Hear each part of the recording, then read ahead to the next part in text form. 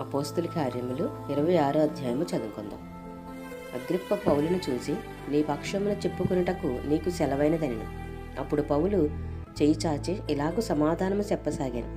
అగ్రిప్పరాజా, తమరు యూదులలో ఉండు సమస్తమైన ఆచారములను వివాదములను విశేషముగా ఎరుగునివారు గనక యూదులు నా మీద మోపిన నేరములన్నిటిని గూర్చి నేడు తమరి ఎదుట సమాధానము చెప్పుకొనిపోచున్నందుకు నేను ధన్యుడినని అనుకొనుచున్నాను.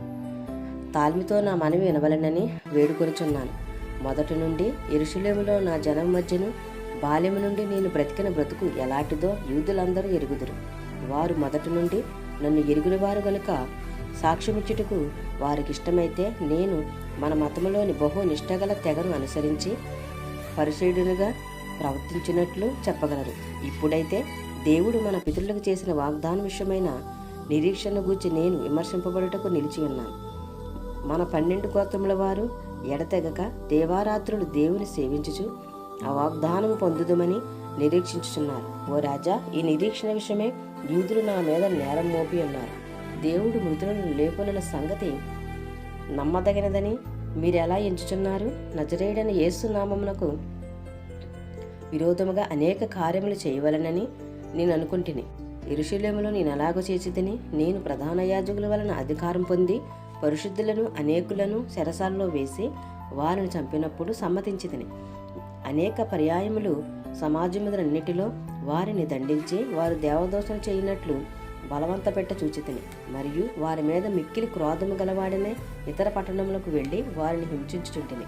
అందు నిమిత్తము నేను ప్రధాన యాజకుల చేత అధికారమును ఆజ్ఞయు పొంది దమస్కునకు పోవుచుండగా రాజా, మధ్యాహ్నమందు నా చుట్టూను నాతో కూడా వచ్చిన వారి చుట్టూను ఆకాశము నుండి సూర్య తేజస్సు కంటే మిక్కిలి ప్రకాశమానమైన ఒక వెలుగు త్రావులో ప్రకాశించుట చూచితిని. మేమందరమును నేలపడినప్పుడు, సౌలా సౌలా, నన్నెందుకు హింసించుచున్నావు? మునికొనలకు ఎదురు తన్నుట నీకు కష్టమని ఎబ్రి భాషలో ఒక స్వరము నాతో పలుకుట వింటిని. అప్పుడు నేను, ప్రభువా, నువ్వెవడవని అడుగుగా, ప్రభువు, నీవు హింసించుచున్న యేసుని, నీవు నన్ను చూచియున్న సంగతిని గూర్చియు నేను నీకు కనబడబో సంగతిని గూర్చియు నిన్ను పరిచారకునిగాను సాక్షినిగాను నియమించుటకే కనబడి ఉన్నాను. నీవు లేచి నీ పాదములు మోపి నిలువుము. నేను ఈ ప్రజల వలనను అన్యజనుల వలనను హాని కలగకుండా నిన్ను కాపాడేదను. వారు చీకటిలో నుండి వెలుగులోనికి, సాతాను అధికారము నుండి దేవుని వైపుకు తిరిగి నా యందలి విశ్వాసము చేత పాప క్షమాపణను పరిశుద్ధపరచబడిన వారిలో స్వాస్థ్యమును పొందినట్లు వారు కన్నులు తెరుచుటకే నేను నిన్ను వారి యొద్దకు పంపెదనని చెప్పాను. కాబట్టి అగ్రిప్పరాజా, ఆకాశం నుండి కలిగిన ఆ దర్శనమునకు నేను అవిధేయుడని కాక మొదట దమస్కులోని వారికిని యెరూషలేములోను యూదయ దేశం అంతటను తర్వాత అన్యజనులకును వారు మారుమనసు పొంది దేవుని తట్టు తిరిగి మారుమనసునకు తగిన క్రియలు చేయవలనని ప్రకటించుచుంటెను. ఈ హేతువు చేత యూదులు దేవాలయంలో నన్ను పట్టుకుని చంపుటకు ప్రయత్నం చేసిరి. అయినను నేను దేవుని వలనైన సహాయము పొంది నేటి వరకు నిలిచి ఉంటిని. క్రీస్తు శ్రమపడి మృతుల పునరుద్ధానము పొందువారిలో మొదటివాడునొకటి చేత ఈ ప్రజలకును అన్యజనులకును వెలుగు ప్రచురింపబోవునని ప్రవక్తలను మోషేయు ముందుగా చెప్పినవి కాక మరి ఏమీ చెప్పక అల్పులకును గనులకును సాక్ష్యమిచ్చుచుంటిని.